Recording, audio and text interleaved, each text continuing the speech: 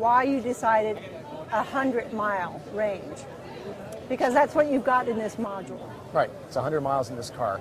The whole point is you look at the issue of cost, weight, consumer acceptance. I mean, we've all heard the stat. 40 miles a day, 72% of the population. Well, the number goes up. You cover 95% of the driving population in the U.S. 100 miles a day.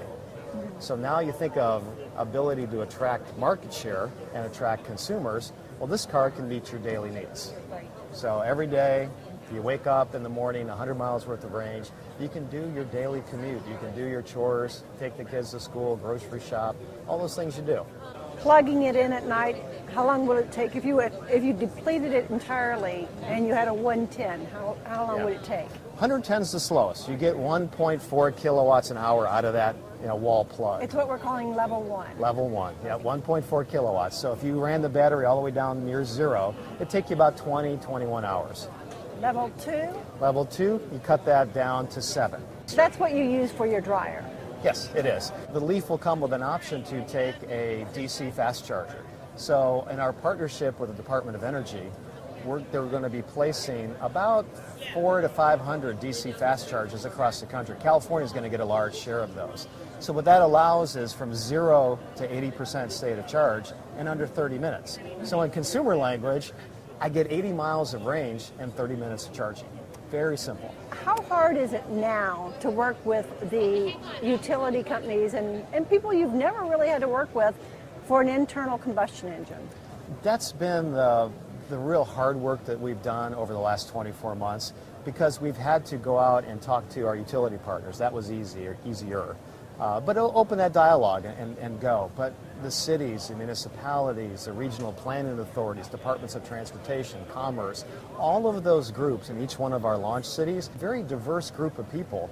You hear about public-private partnerships all the time. It's awful hard to do the work. Easy to say, but you really got to do the work. And that's what we've been able to, in all of our launch markets, that's what we've been able to do. What the DOE can do, still help with picking infrastructure and how to roll this out past the markets that we're in. They can help us with the public utility commissions to help the utilities move quickly through how they need to prepare their grids for these cars that are coming. At what point now are you looking at this becoming mainstream? Right now. I mean, the situation is, first block for an EV was price. So that was first. So now we have an affordable car that meets your daily driving needs. It's not $40,000. It's not $100,000. It's $25,000, or here in California, $20,000. Second is infrastructure, right? Charging. So now we've got a process very simple to put a home charger in your garage. Many markets were down to 24-hour kind of turnaround. Others, 3 to 5 business days. Other parts of the country, we're still working to get that process streamlined and sped up. The infrastructure now is the barrier for you. In many markets, it's gone. Here in California especially, it's gone. San Diego, Los Angeles, the Bay Area, it's gone.